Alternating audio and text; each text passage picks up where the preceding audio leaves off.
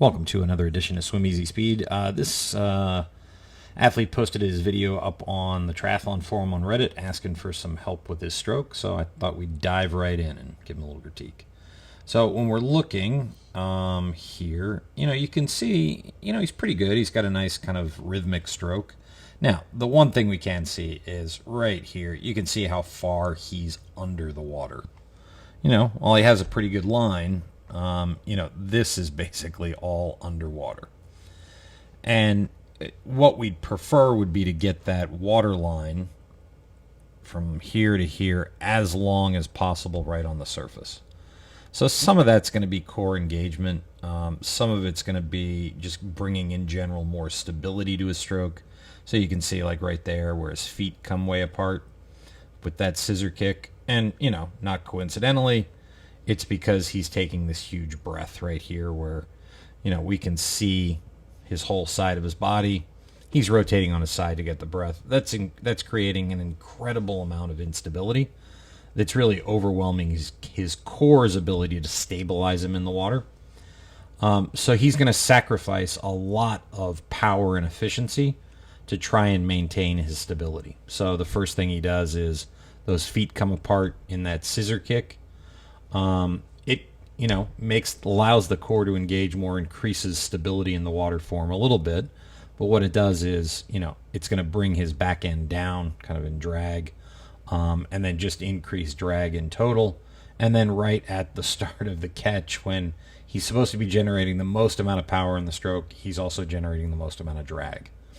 So that's part of the reason why we want to really try to be as stable as we can in the water so that we can maximize the power that we're generating into forward momentum, into propulsion. So here's the other thing that we want to look at. So here he is, and you can see, we've got a crossover right here. He's crossing that midline on the right. And this is pretty common. You see then the opposite arm underwater, it tends to get pushed out.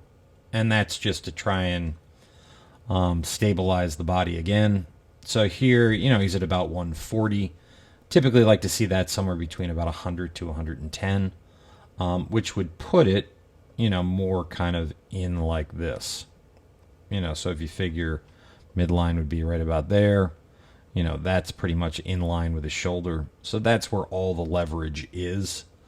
That's where he'd want to be, where he'd get the most out of his stroke.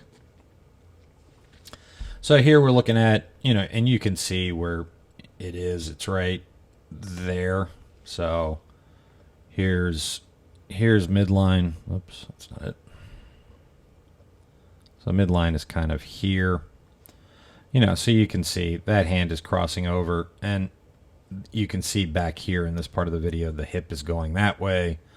And he's fairly unstable. He's kind of corkscrewing. You can see here's the direction now that he's going. So yeah, he's giving up a lot. And actually, let's go back underwater real quick, see the other arm. So the crossing over arm, you can see the elbow goes down below the wrist. So he's just pushing down at the first part of the stroke. This is about 120. It's a little bit better than 140. But, what I was talking about with the pushing down is you can see right here, he's just pressing down on the water. So the hand is just pressing down on the water right there.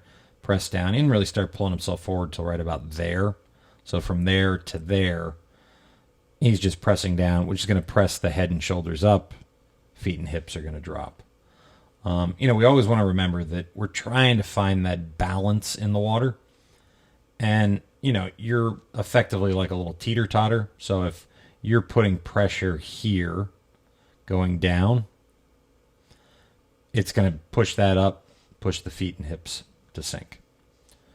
So, the first thing that he needs to correct is this. He needs to get his body aligned so that everything is driving straight forward and that he is as stable in the water as possible. So generally speaking, that's going to involve, a little bit more swimming, because typically core issues are related to fitness issues as well, and fitness specific to swimming. And then we're going to want to do some of the position 11 drill, which is basically, with the stick. I'll include a little bit at the end of this video on the position 11 drill, maybe kicking with the brick, and that would be what he would want to start with and focus on that exclusively until all of this goes away. So as always, thank you for tuning in. Please like, share, comment, subscribe, and I hope to see you in the pool soon.